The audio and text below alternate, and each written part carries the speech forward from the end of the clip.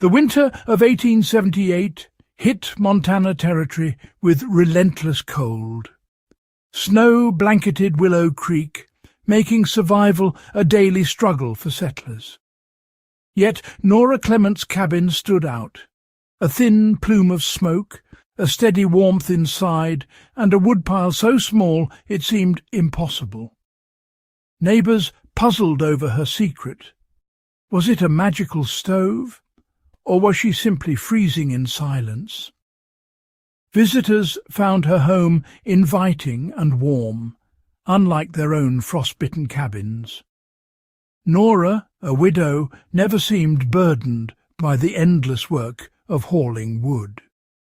She baked, mended and tended chickens, never showing the exhaustion others wore. The warmth of her home became the settlement's quiet riddle. How did she keep her cabin so warm with so little wood? The answer wasn't magic or invention. It was a secret hidden beneath the frozen ground.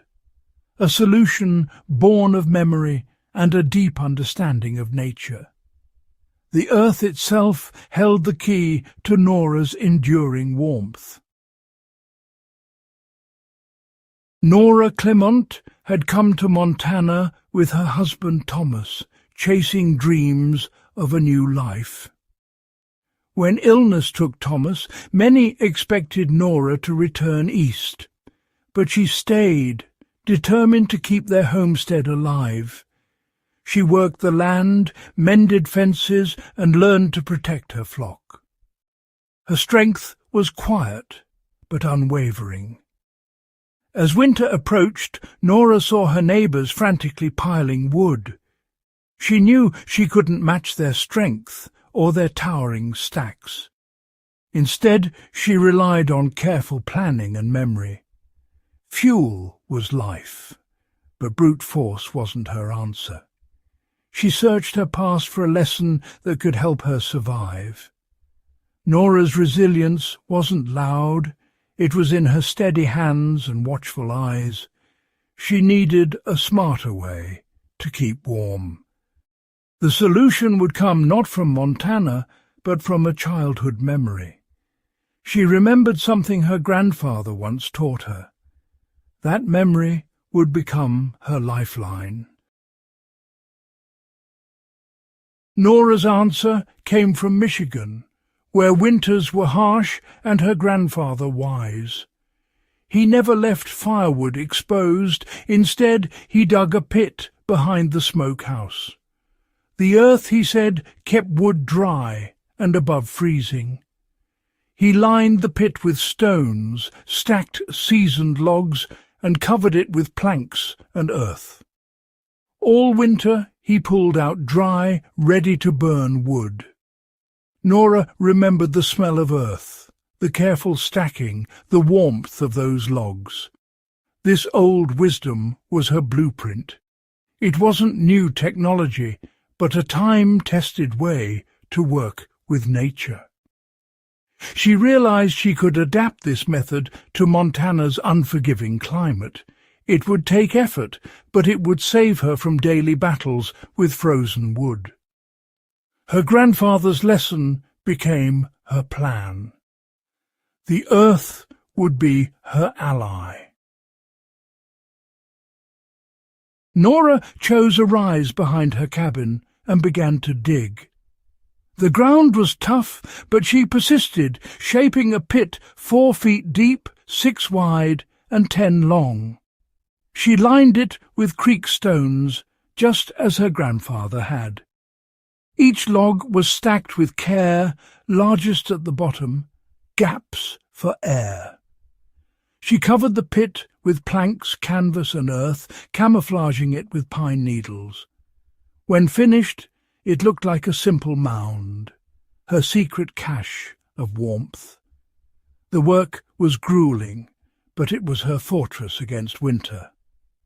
Every step was deliberate, every detail mattered. Beneath that mound, her survival was secured. Nora had built more than a woodpile. She'd built a system. The genius of Nora's wood cellar was simple science. Below the frost line, the earth stays just above freezing, no matter the weather. Wood stored underground avoids snow, ice, and freezing moisture. Outdoor piles freeze and soak, making logs hard to split and slow to burn. Nora's wood stayed dry, never frozen, always ready to ignite. Each log burned hotter and cleaner, giving more heat for less effort. She didn't need a massive pile, just better wood. Her neighbours fought the cold with brute force. Nora used efficiency. Her secret was not magic, but understanding the land. The earth insulated her fuel, maximizing every log's potential. That's why her cabin stayed warm while others struggled. January brought brutal cold to Willow Creek. Neighbours battled frozen wood, splitting logs that barely burned.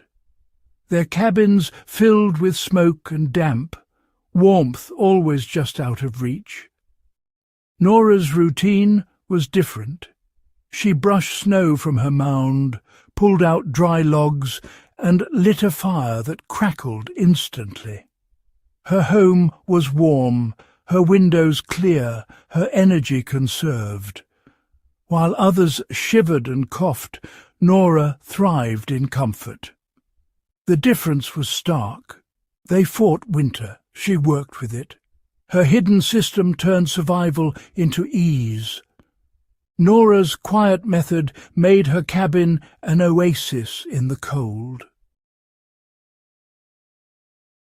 One bitter afternoon, Mr. Harris knocked on Nora's door, desperation in his eyes. His wife was ill, his woodpile nearly gone, and his cabin colder by the day. He asked, "How do you keep your home so warm with so little wood?" Nora saw his need and offered him a warm drink. "My secret isn't in the cabin," she said. "It's out in the yard." She led him to the mound, brushed away snow, and revealed the dry stacked logs beneath. She handed him a log, light, dry, and ready to burn. Mr. Harris was astonished. Nora explained her grandfather's method, the earth's warmth, the careful stacking, the protection from snow and ice.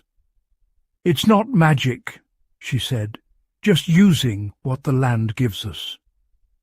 Mr. Harris left with hope and knowledge, not just firewood. That night he and his son dug their own pit, desperate for warmth. The change was immediate. Their fire burned hotter, the cabin grew warmer, and his wife began to recover. Word spread quickly through Willow Creek. Neighbours came to Nora, not with suspicion, but with respect and gratitude. She shared her method freely, turning her secret into a community solution. Nora's wisdom became the settlement's new tradition.